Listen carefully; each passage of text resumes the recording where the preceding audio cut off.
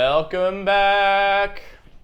I was trying to do the Mr. Rogers thing, but that didn't work.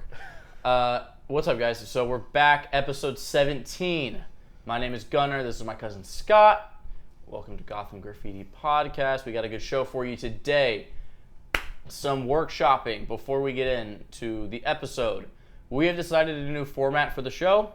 So the way this looks going forward is it turns out that a lot of y'all really like the some of the more creative segments we've been doing, the Family Feud / Jeopardy, this or that, the versus segments. So what we're going to do is every week we'll do the show as normal, and we'll always close out with one of those. So it's going to be on a month-to-month cycle, so you will do one for each week of the month. We're still kind of brainstorming, figuring out what that fourth segment's going to be, but obviously you'll see that later this month. So today's show, we are going to start with our trial segment. Last time we did this, we were doing a trial by hero. We were going over the Hulk. And so this week we're doing a little bit of a throwback, which makes me feel old that it's a throwback. It's a throwback already. So we're going to be talking about Superman Returns. Yes. So why don't you, as someone who's seen it more than I had never seen it, I watched it for the first time this past week. So as a more experienced viewer, why don't you go into some of your thoughts? Well, here, before I get into it, I just wanted to say we gained a couple more subscribers over the last week so. Yes. And we just wanted to thank you all for the support. And if you come watch our shows and you really like what we do here, consider subscribing. We'd really love to build a community here where we can just talk about nerd stuff. Yeah. So with that, I'll go ahead and get into it. So I watched Superman Returns for the first time. I think I was like a freshman in high school, something like that. My parents were out for the night, and they were like, yeah, you can rent a movie if you want. And I saw a Superman movie. I was like, oh, okay, cool. And so for those of you who don't know, Superman Returns came out in 2006, and it's supposed to be a continuation of the Christopher Reeve Superman movies, the 4 movies that came out in the 70s and 80s. I remember when I first watched it, I enjoyed it, but obviously that was many years ago. A long time ago. So I don't remember how the conversation came up, but me and Gunnar started talking about that movie, and he had mentioned he'd never seen it. So we decided this past weekend to give it me a rewatch, him his first time watch, and we have quite a many opinions. Some colorful commentary about it. And I know, Superman Returns is kind of one of those forgettable early 2000s superhero movies.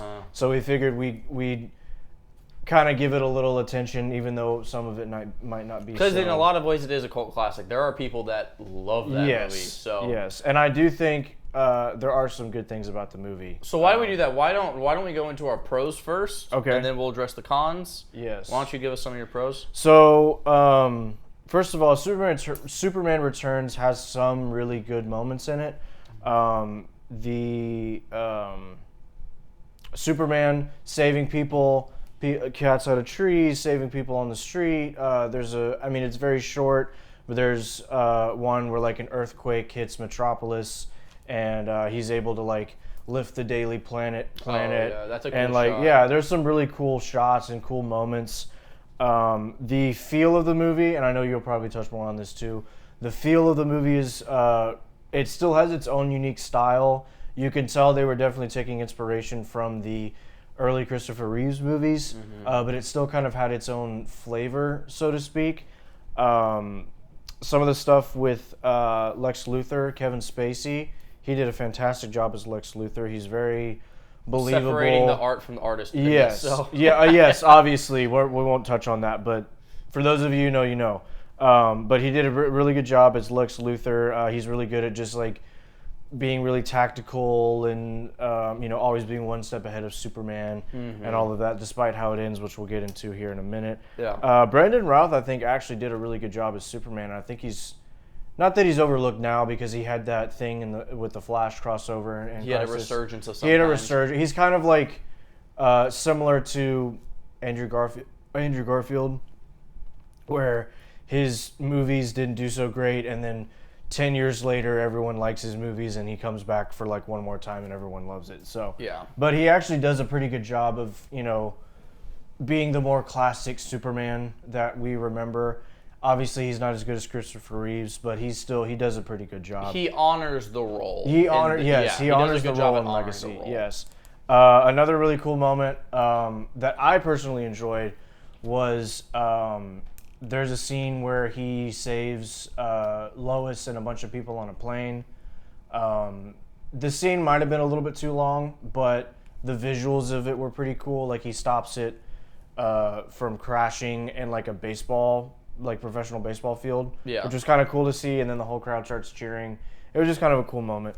But those are kind of the surface level things that I think were really good. But we'll kind of get here into the plot after you tell us kind of what you liked about the movie. Yeah, I mean, so for the first hour and 20 minutes, I really enjoyed the movie. I thought this did a better job than Snyder and Cavill did at the dynamic between Clark and Superman. Because, Henry Cavill still, even when he was Clark Kent, he was still jacked and cool and kind of suave. And whereas in this, the obviously the comparison is always the Peter Parker Spider-Man thing. Like they really nailed that. Like when he's Clark, he feels like kind of a dorky, innocent, naive reporter who just is a nice, swell guy. Like that they really nailed that. And then when he's Superman, he all this confidence and kind of just aura he's got about himself and the way he does things. Like I thought they hit that right on the head. I thought that was done perfectly. The casting, Lois Lane in this was phenomenal. She was, yeah. She was better than Amy Adams. I don't know if that's a hot take, but I don't really think so. I don't think Amy Adams' Lois Lane is like a cult favorite. Amy Adams did a good job, but it was just like I think it works for the movie that they were trying to create, but she wasn't Lois Lane. Yeah, she wasn't Lois Lane.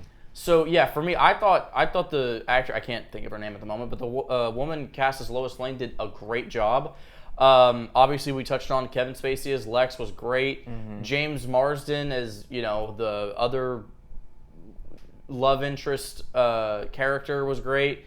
Which, by the way, what's with James? We talked about this. What's with James Marsden and getting cast as the other guy? Superman Returns, The Notebook. I think there's one more I'm not thinking of that he's done a role like that. Wouldn't surprise me. Just poor guy. So that stuff, also like you said, the aesthetic and the vibe, it felt it was still early enough in the 2000s that movies were being creative with set pieces. And like the scene where him and Lois are on top of the Bugle, it just feels so like Metropolis. Right. The entrance to the Bugle that they show you a couple shots of. The way that people, in a lot of ways, worship Superman in Metropolis.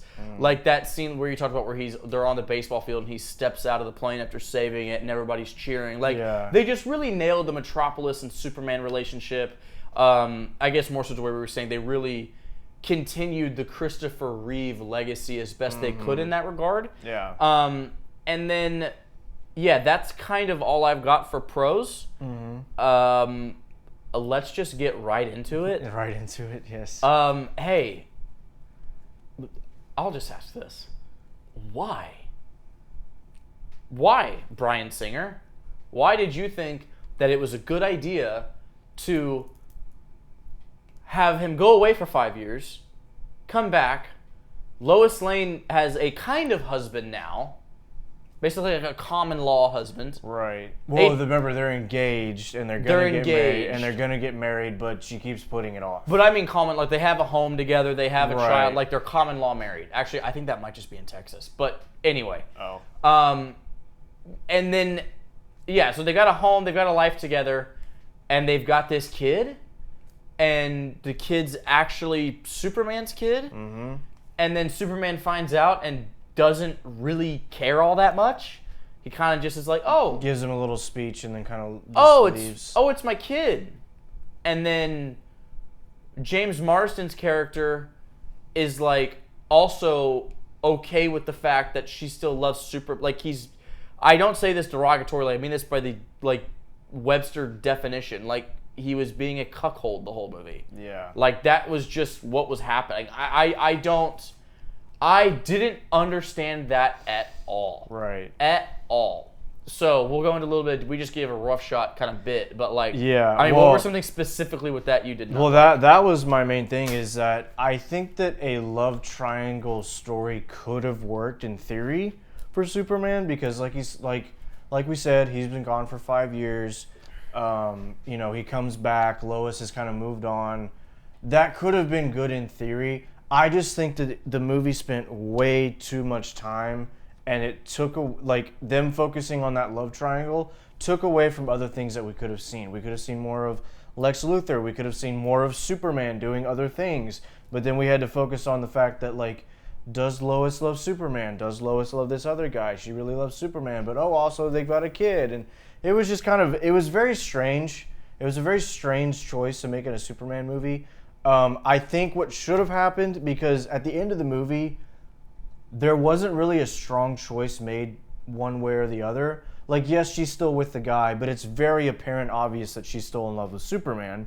And there's the whole problem of the kid, to where I remember whenever we turned the movie off, and he said something that I didn't really even think about, but it's Clark Kent, Superman, Kal-El would not just be oh, okay, yeah, y'all can raise my son who has my powers, which it's shown in the movie that he does, or has the beginning stages of them. The analogy that I gave was, so you're leading me to believe that he cares so much in all Superman lore, he cares so much about respecting and revering his Kryptonian lineage and history. Right. So much so that when his cousin arrives on the scene, Supergirl, he goes out on a limb for her and has to kind of beef with members of the Justice League and Batman and the press, but he still goes to bat for his cousin and wants the best for her.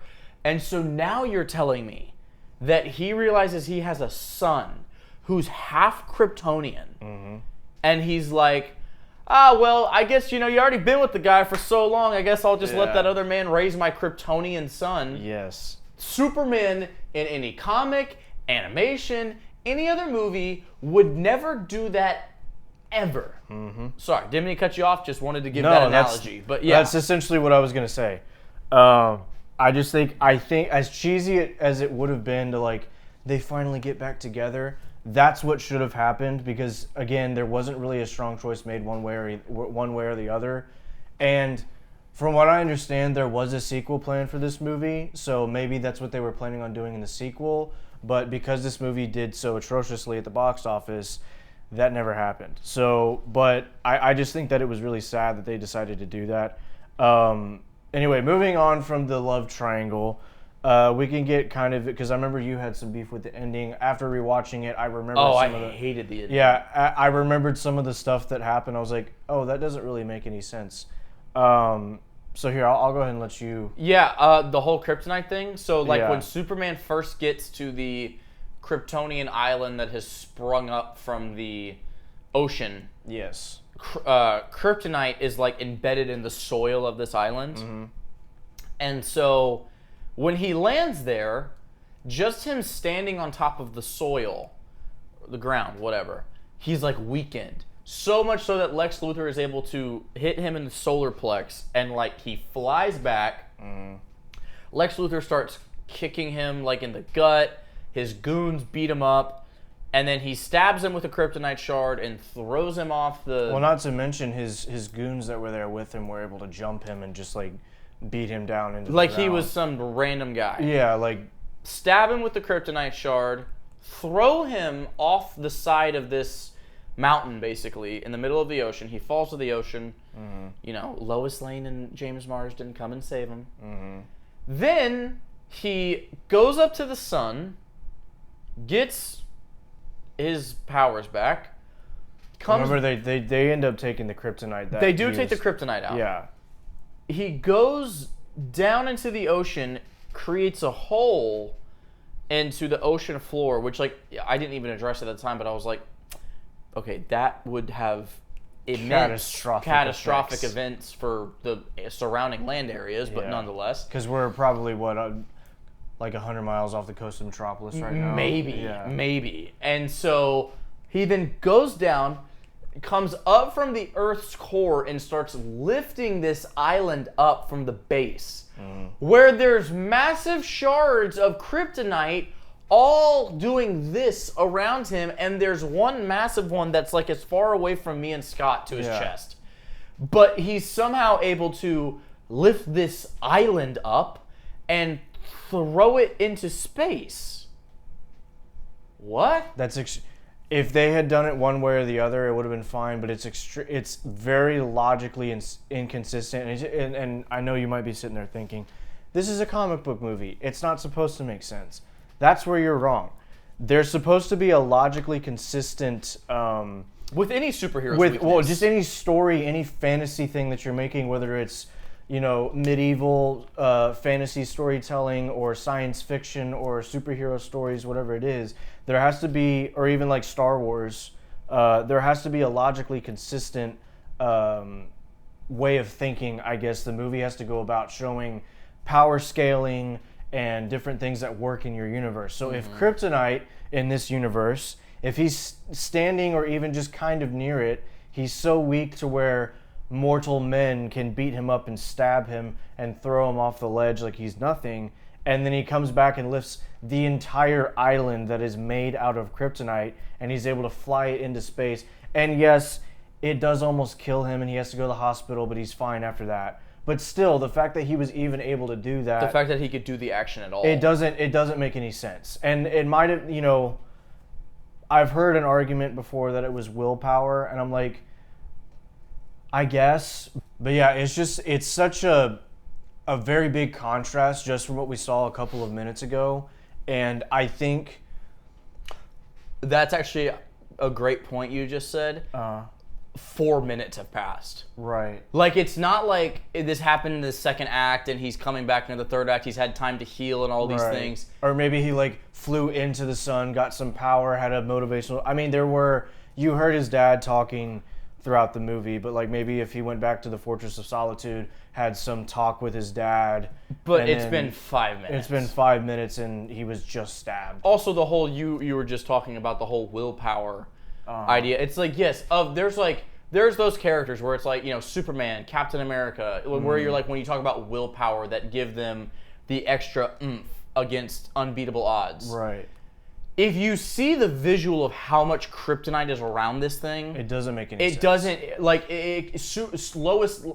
Luthor could have a gun to Lois Lane's head and be like, if you don't lift this, she's dead. He couldn't do it. There's just too much kryptonite. Yeah. It just didn't make any sense. Now, if they had called Shazam, it would have made a lot more sense. Yeah, right. But, okay, that didn't happen. 2 last things we'll address. We'll go to the next segment after that. Okay. Don't want to dog on it too long. Yeah. These were more so 2 things that I particularly didn't like. Just want to get your thoughts on. The fact that Superman and Lex don't interact until the final 20 minutes. Yeah. That was a little disappointing. Also, not even Clark going to him as a reporter or anything. You do not see Lex Luthor and Superman on the same screen, or Lex Luthor and Clark Kent on the same screen until the last 20 minutes of the movie. Mm-hmm. That's a big problem. And it's for about 5 minutes. And it's for about 5 minutes. That's a big problem. Mm-hmm. And then also, Lex Luthor's ending, I get it's Christopher Reeve and they were trying to keep some of the campiness. Right. But Lex Luthor just being on the island and his helicopter runs out of gas and his girlfriend's holding the little Pomeranian, the typical, scarf holding the Pomeranian. And it was just that's, we just saw how vile he was willing to wipe out a continent. Mm-hmm. This is the Lex Luthor you're portraying.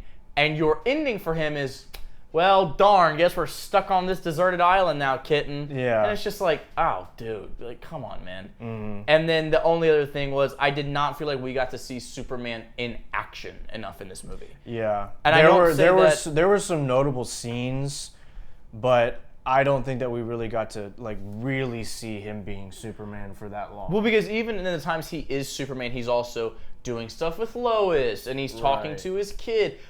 Even when he's in the suit being Superman, you're not seeing him do Superman stuff that much. Also, keep in mind, this is a 2.5 hour long movie.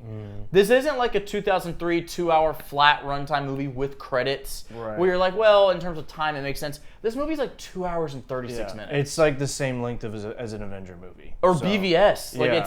It just...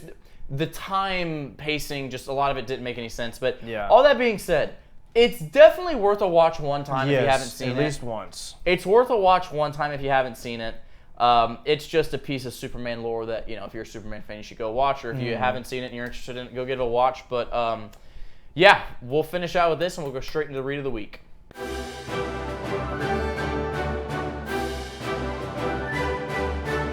Okay, so for this week's Read of the Week, we've been doing a lot of trades the last month. We're coming in heavy with a big boy.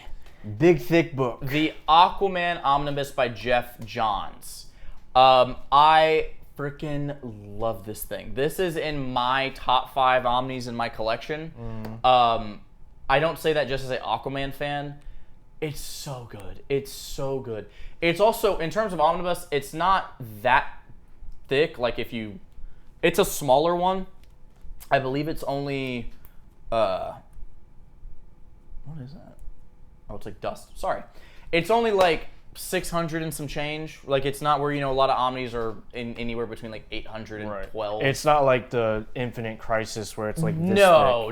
thick. Or like one of the new 52 runs. Like, this is just really good. The other thing is like, this is right around the time when Aquaman was having a resurgence. So, like, this is right before Momoa. This is, like, around the time the Injustice game came out and everybody became an Aquaman fan all of a sudden.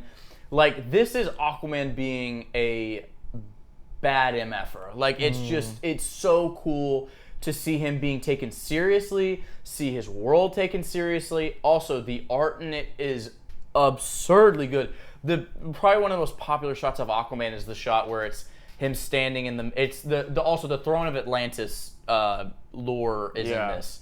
So the shot where he's standing in the city with a trident and the rain's coming down and the wind's blowing his hair and he's like, I am your king. Like, that's this. This is this run of Aquaman.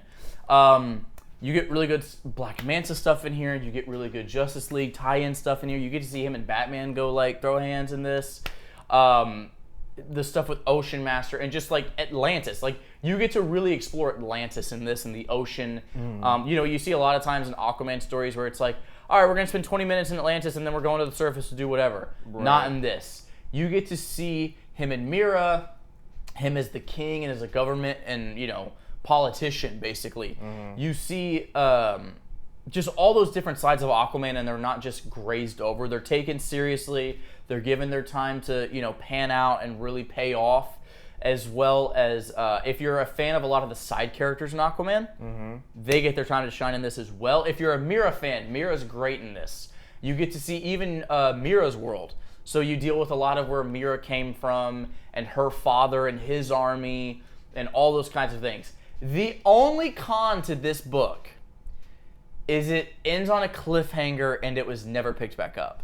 Oh, no. So this ends with not massive, there's still a resolution. Like, you still get the finality of a resolution of the stories told, but it sets up for another run. And at that time, Jeff Johns was pulled away from this to work on, I believe, it was the DCEU. So he got pulled away to go work on the movies and was not able to finish his run with Aquaman. And another writer picked it up and, like, kinda, sorta did some stuff with it, but didn't really, and it wasn't received very well. Yeah. And they ended up scrapping it and did another Aquaman run a little while later, which is pretty good. But all that being said, like I said, y'all know how big of a comic guy I am. You know I've got a library. This being in my top 5 of Omnis should tell you something, how much I love this, from the storytelling to the pacing. There's not a dull issue in this book. There's not an issue where you're like, There's all no right, let's get filler. through it. There's no filler. That's good. Pick this one up. Also, this one on eBay through the comic book shops, I think this thing's like $39. Oh, it's not too bad. Like, right now, it's like $39. It's cheap, and its trade is like $75. Like, I bought it for $75. So you can get it for a pretty big discount. And yeah, do yourself a favor and get educated in some Aquaman lore. Also, if you're a Jeff Johns fan, if you like the Jeff Johns Green Lantern run, the Flash runs, his stuff in the New 52, whatever else it is, you'll love this. Pick this up.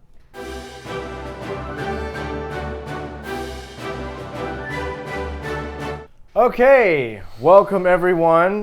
We're picking up my favorite segment here on the Gotham Graffiti podcast. We're bringing back the Versus segment. To clarify really quick, how we talked about earlier in the episode about rotation, Versus will be the first one of the month. Yes, so this will be one that we'll constantly keep in rotation. Yes. So for those of you who have been watching regularly, you know that Mr. Undertaker over here is 4-0 and 2-0 in another segment, but he's 4-0 here on Versus. But we have 5 categories. Some of them are new, some of them we've done before. Just to address the rules, we're going to talk about it, and then we'll each make an argument for the character that we have. Whoever we can come to a consistency on would win in a 1v1 battle. That's that's who takes the round. If for whatever reason we accidentally chose the same character, we're gonna cut. We're gonna play rock paper scissors. We're gonna cut, and whoever lost has to choose a different character, and we'll retry the round. So, dude, take a breath. Gosh, I was trying to get through it so we can moved through that fast. Take a breath. I was trying to get through it so we can get to the meat of the episode. The meat, okay. You know? Okay, so for our first category, we have Godlike, which we did, I think, in the very first Versus. Like the very first one. Yes. So I will let you go first since you are, unfortunately, the reigning champion as of right now. Mm-hmm. So what character do you have? Trigon. Trigon. I have Amazo. I mean, yeah, Trigon. Yeah, okay.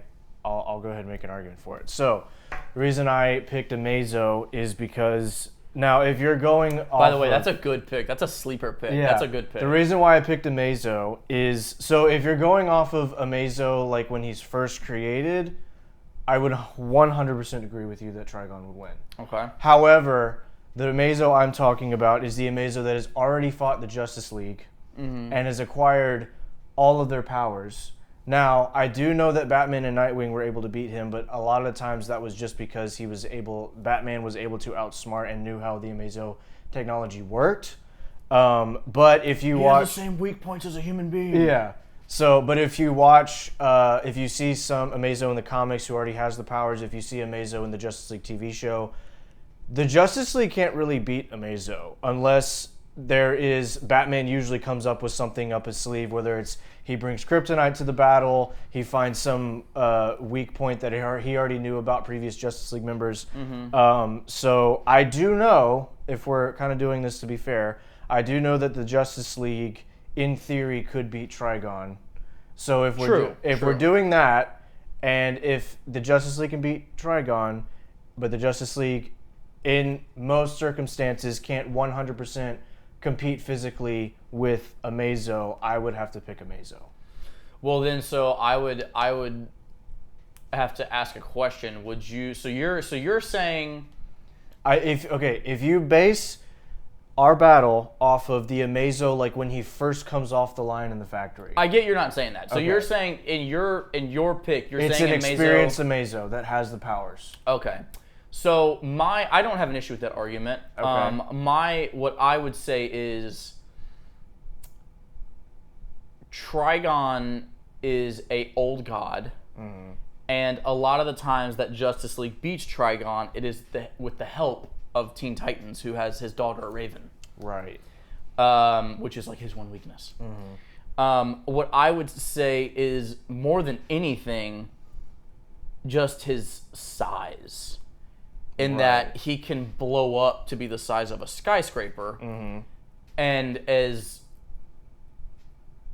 dangerous as Amazo is, let's not discount the old god abilities that Trigon has. Yes. And the fact that he's 40 times the size of Amazo, that he could more than likely, just pick him up. I guess what I'm saying is I don't know how Amazo would close enough distance on Trigon in that quick of a time span to defeat him. So, I hear what you're saying. If that is true, because obviously he has all the powers of the old gods, he has the ability to, change his size. Yes. If we're going by Amazo's powers, in theory, he could just replicate what Trigon is doing. He could replicate Trigon's powers, but he couldn't replicate his size because he's a manufactured robot. His parts wouldn't Okay, grow. well, so if Amazo were to, scan the atom, would he still retain his powers? Could he grow and shrink as the I mean, the atom the only argument, and this isn't me saying it, it's just the only argument from a comic book perspective would be is that Trigon's abilities are magic and not DNA. Okay. So where the Justice League, all their powers are in their DNA. And he can scan the DNA. Trigon's is magic. Like, you can't scan the atom of magic.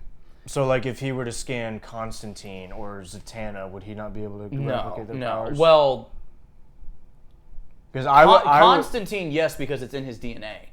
Okay, because I was under the impression that Amazo could scan any superpowered being, regardless of what it was, and he can. No, it has to be in their DNA. That's why when there's a comic where Amazo fights Justice League Dark.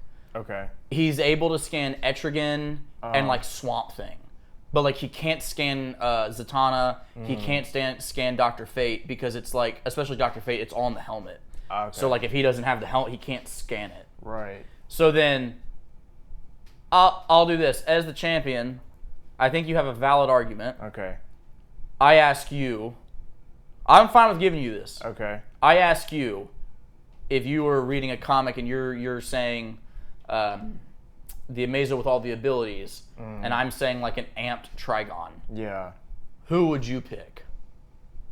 If it's an experienced Amazo that has fought the Justice League before, and maybe even some other heroes, I would go with Amazo. So you're more so saying, which that's fine, we'll give you this one. So you're more saying... Well, here's the thing. I don't think Amazo could like straight up kill Trigon. I don't think that whatsoever. But like if they were to fight, I think he could definitely make him submit. You think you're also saying not even because obviously in terms of like writing, they would never write Amazo to be able to defeat Trigon. Well, no. You're saying in theory of what his power capabilities are. Yes. Okay, that's fine. Okay, yeah, we'll give you that one. All right. So we're going into Batman villain. All right. So I'll go first. Yeah, go ahead. So for my Batman villain, I have Talon. Oh, I've got Talon too. Oh, okay. So this is the first time this has ever happened. So what we're going to do is we're going to play rock, paper, scissors. Whoever loses, we will cut. You know what? I've got a backup. I can just go now. I'll just give you you can keep Talon. You sure? Yeah. Okay. Ra's al Ghul. Okay. So this is 1v1. 1v1 Ra's versus Talon. Okay. All right. And by the way, we're not talking about like one of the random. We're talking about like if you've watched Batman versus Robin when they anoint a head. Yes, like the leader of the Talons. Yes.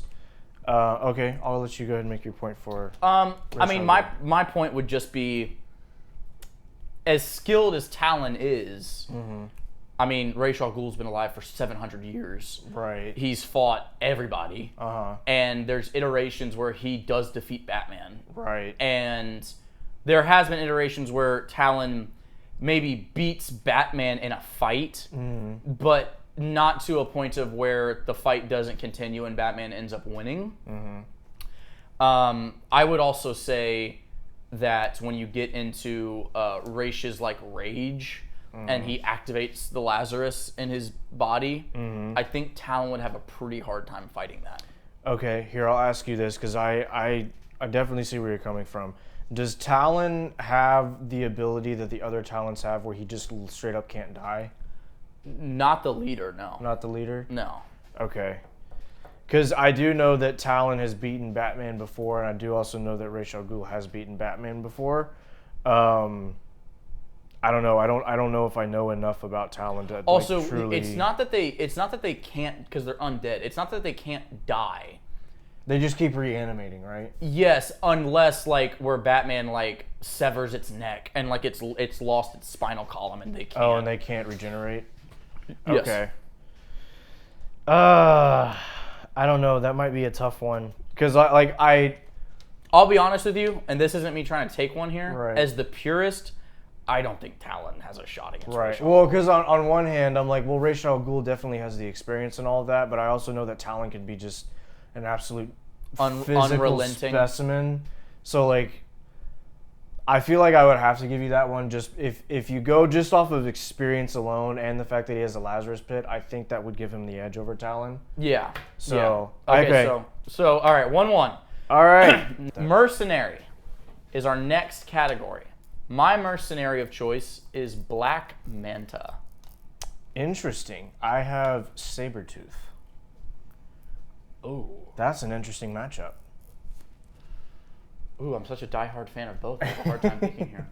I didn't. Well, the funny thing is I didn't even know that Sabretooth was considered a mercenary. He is at times. Yeah, and I looked it up and I was like, oh wait, he actually does do some mercenary work. So I was At like, okay, times, I'll pick him because he's a really powerful character. Okay, I'll go ahead and start this since you're a little on the fence here. So we know Black Manta. Are we going Black Manta just like him in the suit, or him with like the Dark Trident powers? Like, you know what? I'll be fair. No Dark Trident, because whenever he's a bounty hunter, he doesn't have it. Right. That's like one specific story. Right. He's got. Well, isn't that like he's become like a world-ending threat at that point? Yes. Okay. That wouldn't be fair. Yeah. Okay. No. That would be like giving someone the Infinity Gauntlet. It's also like one specific story he does that. That's not like whenever you think of Black Manta, he's got the dark. Like that doesn't happen that often. Okay. So I'll go ahead and preface by saying this. Obviously, Sabretooth can't breathe underwater. So if they were to have a battle underwater, obviously Black Manta would win. However, if we were to like take the battle on land and it's just them throwing hands, we know that Sabretooth has essentially, not exactly the same, but essentially the same powers as Wolverine. So he's got healing, he's got super endurance, he's got super strength, super speed, the ability to track people, all of that kind of stuff. And I do think, because also he's been able to go toe-to-toe with Wolverine, who is one of the best fighters in the Marvel, just as far as throwing hands, one of the best in the Marvel Universe. So the reason why I think Sabretooth would win against Black Manta is because of the fact that he has that regeneration health ability. And I think that... Well, so for context, are we saying, really quick, because he can't really die. Like, are we just saying who would submit in a battle? Like, who would win by omission kind of thing? Okay. Right. Because obviously, like, Black Manta's not going to be able to kill Sabretooth unless he drowns him, which that's just kind of a weird situation. Right. So they are both on land, and they have to throw hands. Yeah. I think that Sabretooth would be able to submit Black Manta, because I do think that he is strong enough to obviously penetrate the suit that Black Manta is wearing, and I think that because of the fact that he has the super endurance and the super healing, that I don't think that Black Manta would be able to keep up, and I think that eventually he would be able to overpower Black Manta. Okay, so I think that's a good argument. My argument would be, number one, Sabretooth is a brute. He's not a tactician, and Black Manta is a tactician. Okay. So maybe where Sabretooth he does have super endurance, but at a certain point he would wear out just by being a brute. Right. Whereas Black Manta is a master combatant to the point where he's hand-to-hand defeated Aquaman before. Right. I would also say that just his beams also can incinerate a human body. So yes, it wouldn't be the same effect on Sabretooth. Right. But it would knock his block off pretty well. Also, just the trident. So he would be able to keep distance. Like if he needed to be able to keep distance, he's also yes, Sabretooth would be able to break through his armor. It would take a minute though. Yeah. That wouldn't be an immediate being able to crack his, especially if you're going off the Black Manta that has Atlantean armor. That would take a minute for him to get through that. Right. I would say my main argument would be is that since it's not to the death, it's just a submission, that Black Manta, in a lot of ways, it's similar to a Batman versus Bane fight where it's a brute versus someone that actually knows how to fight and is a master at fighting, who has more weapons at his disposal. I mean, Sabretooth obviously has his claws. Right. So here, let me ask you this: are Sabretooth's claws are similar to Wolverine? So they're made of adamantium. Yes. Okay. Okay. So I see where you're coming from. My biggest argument would be, I think. And I know that Black Manta is a master tactician and he knows how to fight and all of that. I just think if Sabretooth was able to get a hold of Black Manta and tear through his armor, I think it's over. I think it would be in. And especially if he has the adamantium claws. I know you were saying about the Atlantean armor being very tough, and I understand that. but also he has adamantium claws. I think that would not that it. I'm not saying that he would be able to cut through it like butter, Right. but like he could probably get through it relatively easily, and then just end him. Okay, right there. yeah. I know that probably hurts because I know I'm how a much massive Manta fan. Yeah, I'll yeah. give you that. I'll give you that on the asterisk of the fact that I do agree with you that I think if Sabretooth was able to grab Manta and like get him down, I think it's Manta would kind have, of over at that point. he'd have a very hard time. The only way he'd be able to counter that is if he was able to activate his beams and Right. hit Sabretooth, but even at that point with Sabretooth's agility, it'd be difficult. Right. So yeah, okay, I'll give you Yeah. Sabretooth. Okay. I'll give you that. Interesting. Okay. Now we're going into a new category that we have come up with. It's Star Wars characters, but I chose a Jedi and he chose a Sith. The two characters that were off limits were Sidious and Yoda. So since I just won, I'll go ahead and go first. I have Mace Windu.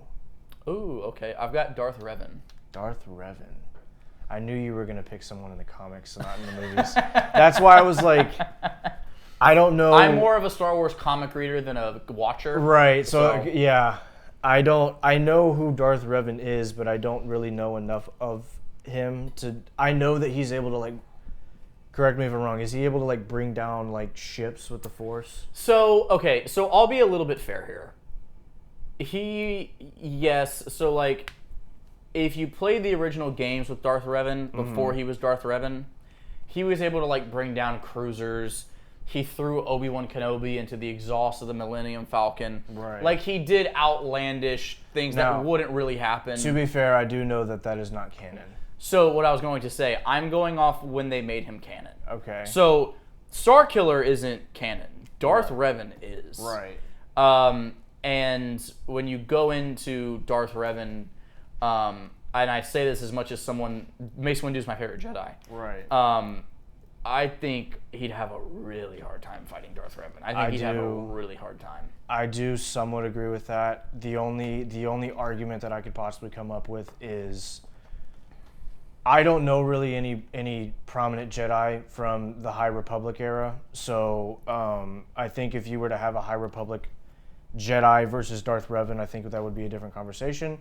But he is within the Republic. He was in the Republic kind of in the last days. And if you were to take him at his prime, because in Revenge of the Sith, when he's fighting Sidious, he is 54. So he's not necessarily in his prime anymore, but he's still able to... He's in his 50s? Yeah, he's 54 I didn't know that. in Revenge of the Sith. So he's able to... And, obviously Yoda was older, so he wasn't able to do the things that he was able to do. But so was Mace Windu, just not to the same extent. He was able to fight against Darth Sidious and win if Anakin had not interfered. I think if you were to take Prime...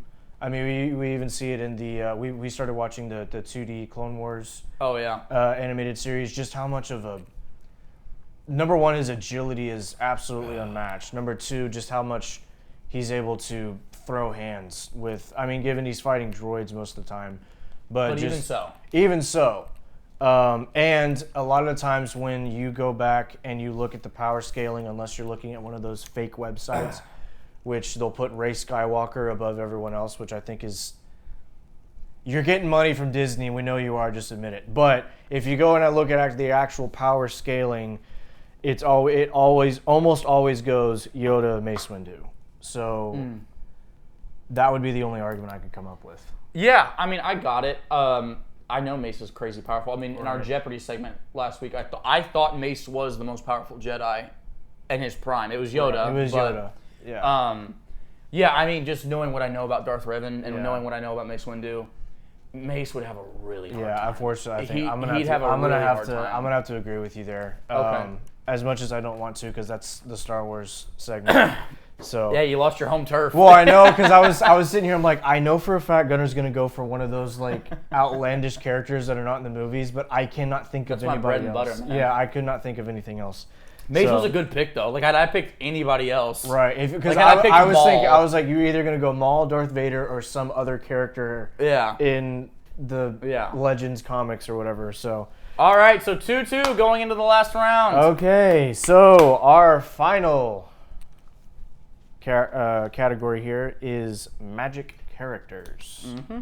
So since you just won and we are currently tied, I'll let you go first. My magic character is Loki.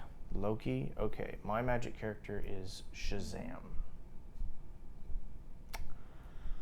Oh, wow. So obviously, I'll go ahead and make my argument. So Shazam is it's a acronym that it's got all the the strength of Hercules. One of them's the wisdom of Solomon. You know, all of that. So he's got the power of the old gods. Zeus is in there, which is what the Z stands for.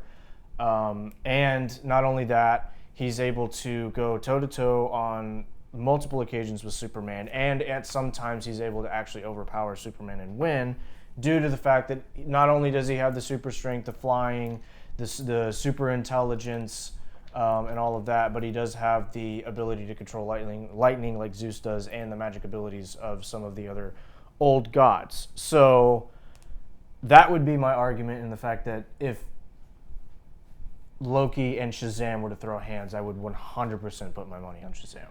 So, folks, Scott has won his first versus. Let's segment. go! When you said Loki, I was like, oh, I got this. I'm going to win. Yeah, I am not going to defend Shazam against Loki, even though, especially if you're going off like comic book Shazam, like I just as in tune with his powers as Loki is.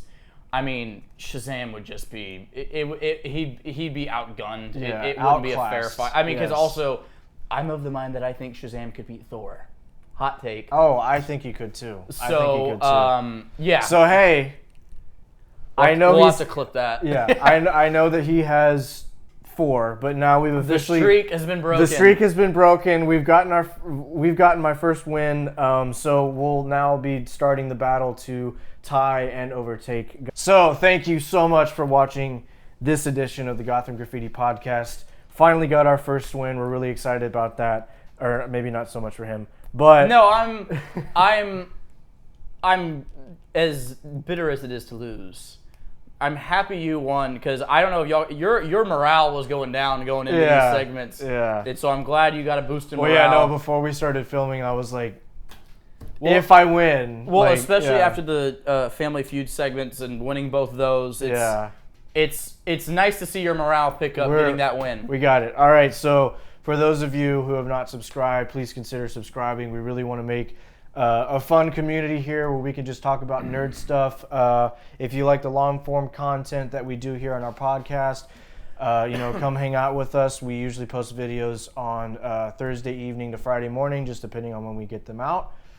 If you like more of the short-form content, you can check out our YouTube Shorts. We post them usually a couple of times a week. You can follow us on our socials, just Gothic Graffiti Podcast on everything. But thank you all so much for watching. We really appreciate you hanging out with us, and we'll see you next time. With Scott's first win in the Versus series, that's not bad. That's not bad. That's pretty good. We present the breaker of the streak, Scott. Thank you, everyone. I want to simply thank all of the Saturday morning cartoons that I watch that give me the edge over this competitor that you see before me. I just want to humbly accept my trophy, my award, that this is now mine and it's going to go in my room. Sorry about that. But that's obviously a joke. I'd fight to the death over this bust, so we'll see. No. We'll see. Anyways, thank you. We finally got our first win. I want to thank the Academy and everyone who supported me. We'll see you next time.